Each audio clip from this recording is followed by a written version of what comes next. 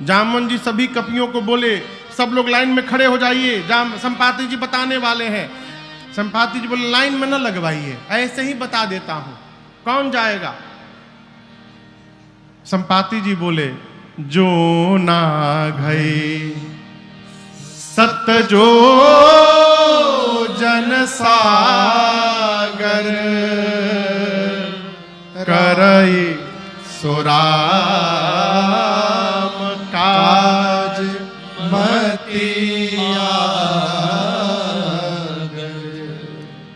आप में से जो भी कपि एक छलांग लगाकर 100 योजन की दूरी तय कर सकता है, कितना दूरी? 100 योजन। जोर से कहिए। 1 योजन मतलब 1 योजन मतलब 12 किलोमीटर। 1 योजन मने 12 किलोमीटर। 1 कोस में कितना किलोमीटर होला? 3 किलोमीटर। 3 1 योजन में 4 कोस होते हैं, तो कुल कितना किलोमीटर हो गया? 12 किलोमीटर। और 100 योजन में 1200 किलोमीटर। इतनी लंबी जो छलांग लगा सकता है 100 योजन की, वही राम जी का कार्य करेगा। संपाति जी बोल के चले गए। संपाति जी के जाने के बाद जितने कपि थे सब आपस में शुरू किए, के जाई हो इतना दूर किए जा सकेला। एक कपि ने कहा हम तो एक बार 20 योजन मार दिए थे छलांग। दूसरे के कपि ने कहा तुम काम मारे थे 30 योजन, हम मार के बैठे हैं 30 योजन। एक कपि ने कहा तुम 20 तुम 30, कुछ नहीं गए। जामवन जी हमारे 50 योजन लिखिए, हम 50 योजन जा सकते हैं। जामवन जी देखिए सब तो धीरे धीरे बढ़ने लगे, बोले बहुत सुंदर, क्या बात है, 50% का वीर मिल गया यहां पर, बजाइए ताली। 50 योजन। जब 50 योजन के नाम पर ताली बजा तब एक कपि को और जोश आया, बोले हमारे 70 योजन लिखिए, हम 70 योजन चले जाएंगे, और जोर से बजाइए ताली। 70 योजन। है कोई वीर और 70 योजन के आगे जाने वाला? एक कपि पूरा हिम्मत बांध रहा है। जामवन जी बोले जल्दी बोलो, कितना? 80 लिखी कि 85? 90 योजन। 90 योजन चला जाऊंगा। जामवन जी बोले बस पहुंचने वाले हो, बहुत सुंदर। 90 योजन। एक बार और हिम्मत बढ़िए, 100 पूरा हो जाई। कौन जाएगा 90 योजन के आगे? 90 योजन 1, 90 योजन 2, 90 योजन 2.5। अरे रुकिए ना 1 मिनट, हम चल जाएं। 2 मिनट कहां चल जाएं? 90 वाला तैयार, हम चल जाएं। जामवन जी बोले कहां चल जाई? 99 योजन भी जाइएगा तो पानी में डूब जाइएगा। 90 योजन कहां जाइएगा? आप लोग को शर्म नहीं आती अपने आप को युवा कहने में? मैं बूढ़ा हो गया, शरीर में बल नहीं है पहले के समान। मेरी जवानी थी उस समय, भगवान बलि को बांधने के लिए त्रिविक्रम रूप धारण किए थे। उस शरीर की मैंने 2 घड़ी में 7 परिक्रमा मारी थी। बलि बाधत प्रभु बाढ़े सो तन बरन न जाय, उभय घड़ी महदीनी 7 प्रदक्षिण धाय। दौड़कर 7 परिक्रमा मैंने की थी। उस समय मेरी युवा अवस्था थी। मैं बूढ़ा हो गया हूं, नहीं तो बताता 100 योजन किसको कहा जाता है। जब जवानी को ललकारा ना जामवंत जी ने, अंगद जी बोले कि देखिए हम जा तो सकते हैं लेकिन रिटर्न की गारंटी नहीं है मेरी, वापसी की गारंटी नहीं है कि हम आइयो पाएम कि ना आ पाएम होने से। जामवन जी मने मन सोचे जब जाके आ ही नहीं पाओगे तो बीच में लबर लबर काहे बोल रहे हो? अरे जाना नहीं है, जाके वापस भी आना है। निज निज बल सब काहू राखा पार जाए कर संशय राखा। अपना अपना बल तो सब बताए।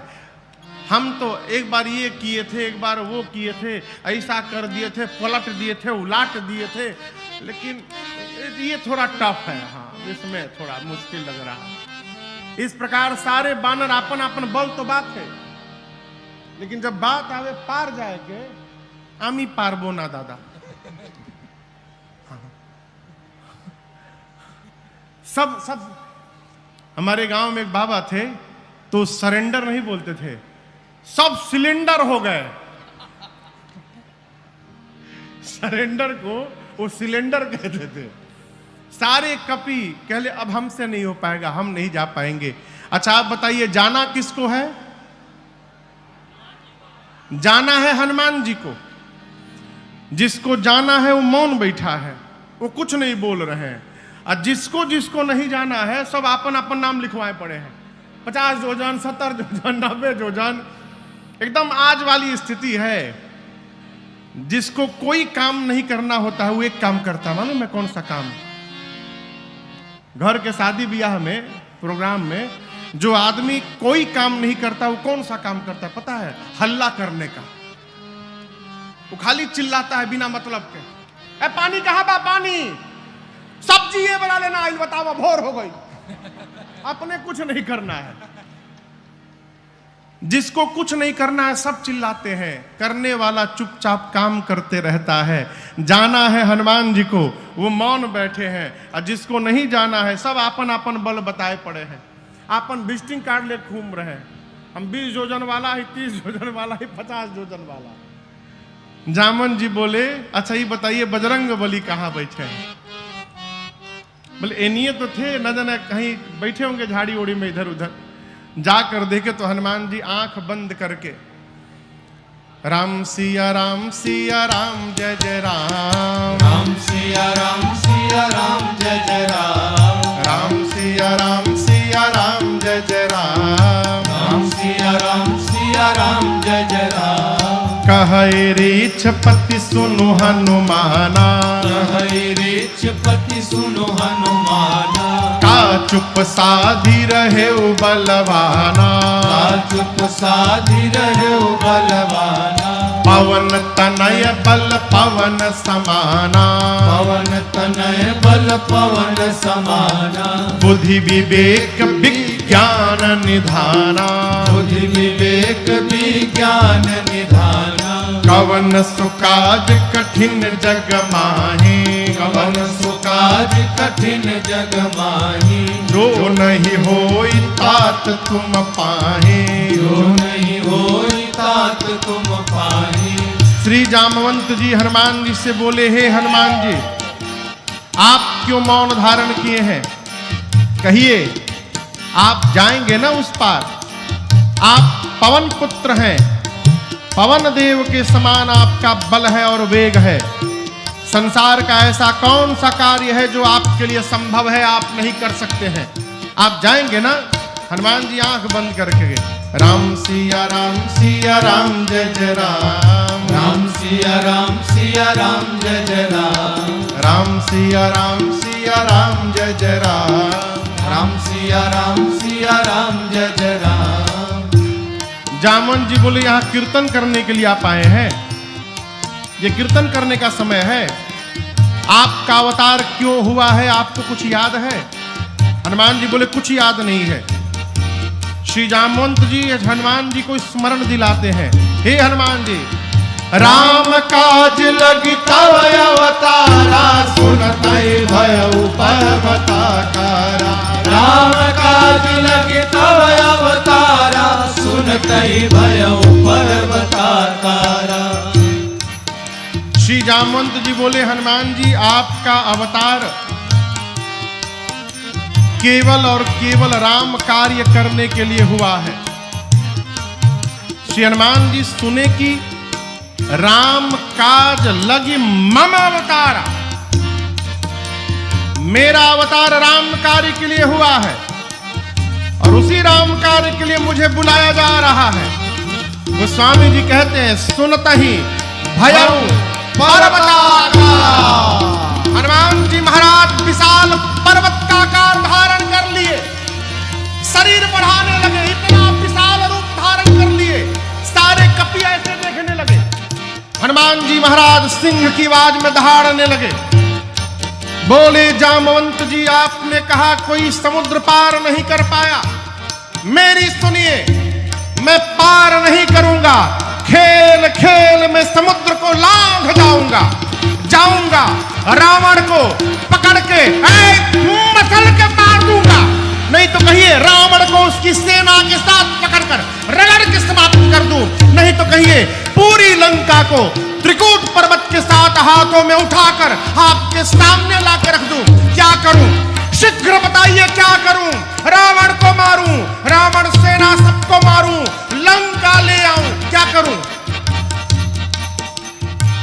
जामवंत जी बोले पहले नीचे आइए, पहले नीचे आइए, बराबरी में आइए। हनुमान जी नीचे आए। जामवंत जी बोले न रावण को मारिएगा, न सेना को मारिएगा, न लंका को ले आइएगा, आप केवल एक काम करिएगा जाकर। क्या?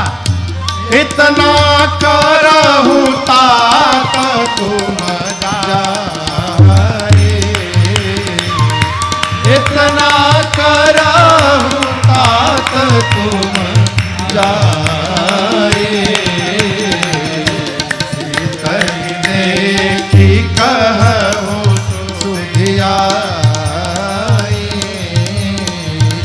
सीतहि देखि कहु सुधियाए, सीतहि देखि कहु सुधियाए।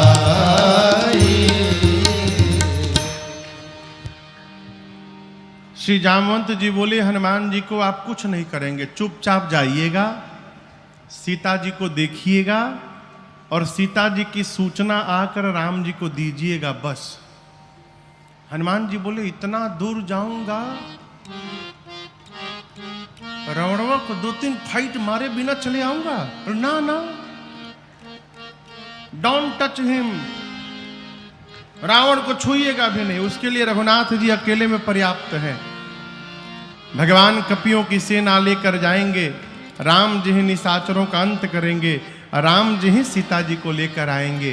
कपि सेना संग संहारि निशिचर, राम सीतहि आनी है, त्रैलोक पावन सुजस सुर मुनि, नारदादि बखानी है। जो सुनत गावत कहत समुझत, परम पद नर पावई, रघुवीर पद पाखोज मधुकर, दास तुलसी गावई, दास तुलसी गावई, दास तुलसी गावई। भगवान कपियों की सेना के साथ जाएंगे, निशाचरों का अंत करेंगे, भगवान ही सीता जी को लाएंगे। नारद आदि मुनि भगवान के यश का गुणगान करेंगे। इस कथा को जो सुनेगा, गाएगा, कहेगा, समझेगा, अंत में वो भगवान के परम पद को प्राप्त हो जाएगा, इसमें कोई संशय नहीं है। और यहां चारों हैं। गोस्वामी जी कहते हैं जो सुनत, आप लोग सुन रहे हैं, गावत, ये लोग गा रहे हैं, कहत, हम कह रहे हैं, हम और आप ये तीनों लोग मिलकर समूझत, समझ रहे हैं। अंत में परम पद नर पावई, वो अंत में भगवान के परम पद को प्राप्त होगा।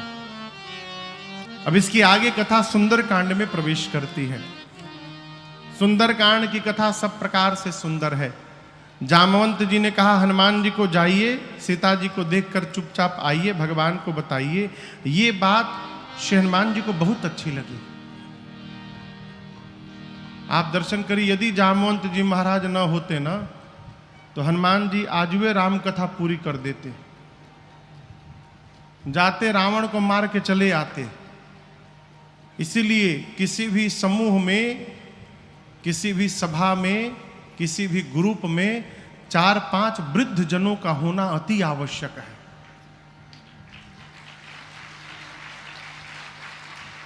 नौजवान व्यक्ति गर्म खून रहता है, जो समस्या वार्ता से भी संभव है सुलझने की, वहां जाके कपार फोड़ के चले आएंगे।